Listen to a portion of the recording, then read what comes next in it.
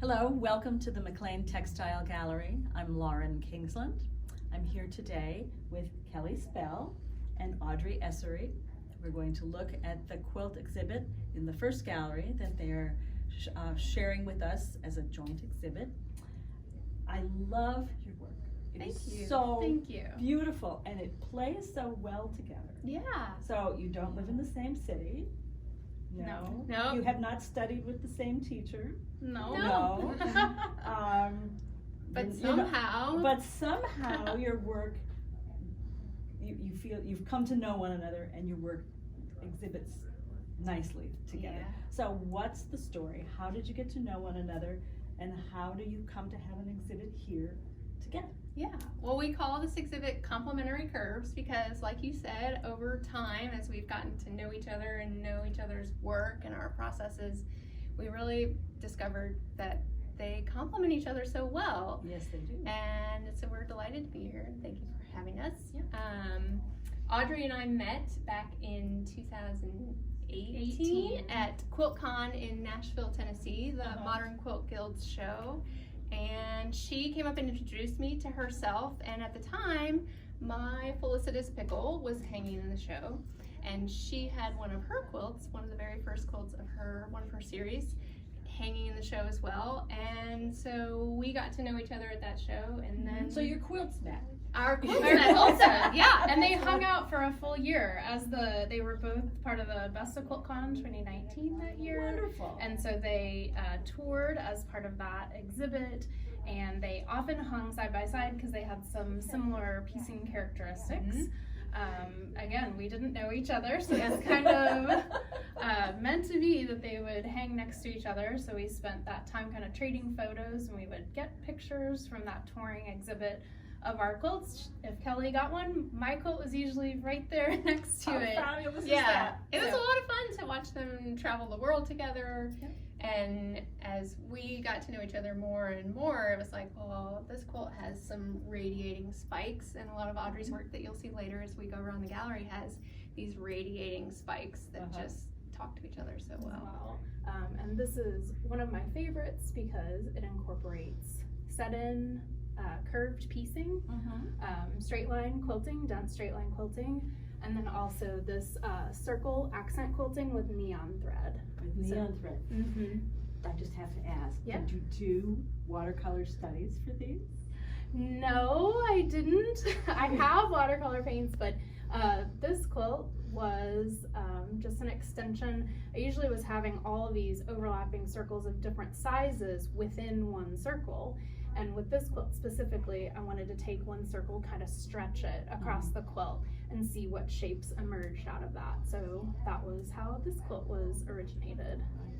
Now, is this part of your radial series? It is. It's kind of an interesting extension because it still reads like a radial quilt. It still very much has that DNA. And for the working title, I would say it's not a radial quilt, because it doesn't have those radiating circles coming from the center.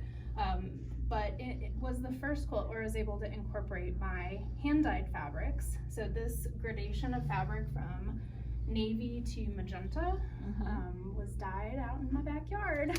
Wonderful. And I was able to use that as part of this quilt.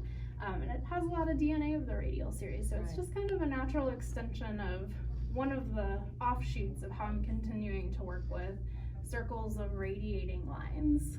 All right, excellent. Yeah. Let's move on to the corner where we're going to talk about Kelly's piece. So this is the piece that Kelly's choosing to tell us about the most. Yeah. Why is this one special to you? This one helped launch a series that I call my Swirl Quilt series. Say that 6 times fast. Yeah, a swirl series is what I'm trying to say. A swirl quilt series. And it was inspired by a bas-relief sculpture at a TVA facility where I live in Chattanooga, Tennessee, the Tennessee Valley Authority.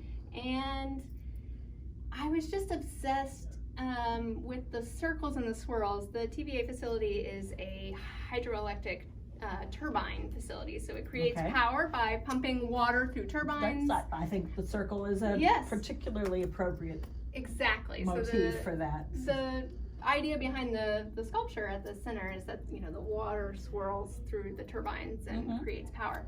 And I just loved that bas-relief, and I took a picture of it and sat on that picture for several years. And I just couldn't really think of what I wanted to do with it until I took a class with Patricia Bellier of Oaken Arts. She lives in West Coast, Pacific Northwest.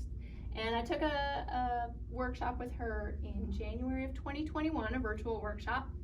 And it was several months long. We met once a week for, I think it was like 3 months. Okay. And she would teach us complex curves, techniques for how to sew them together, and then set us loose with a kind of a list of things that she wanted us to explore for the next week. So she would give us an assignment, but it wasn't a specific motif that she wanted us to sew together. It was something like create a design that has like 4 curved lines and a few straight lines, and then it would build every week. And so I really had the opportunity to take her instruction in my own direction, which I really appreciated and liked. And That's so, good teaching. yeah, it was great teaching. And so I didn't always follow the directions precisely as they were given.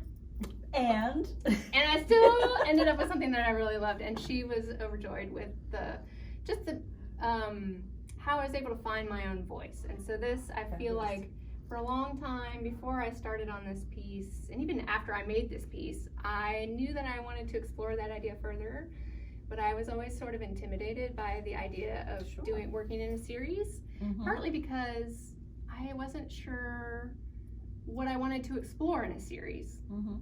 And so my MO for making quilts for a long time was just to make as many quilts as I could. I was sort of stubborn in that I wanted them to be original designs to me, and so I worked maybe a little slower because of that than if I had made a lot of other people's patterns.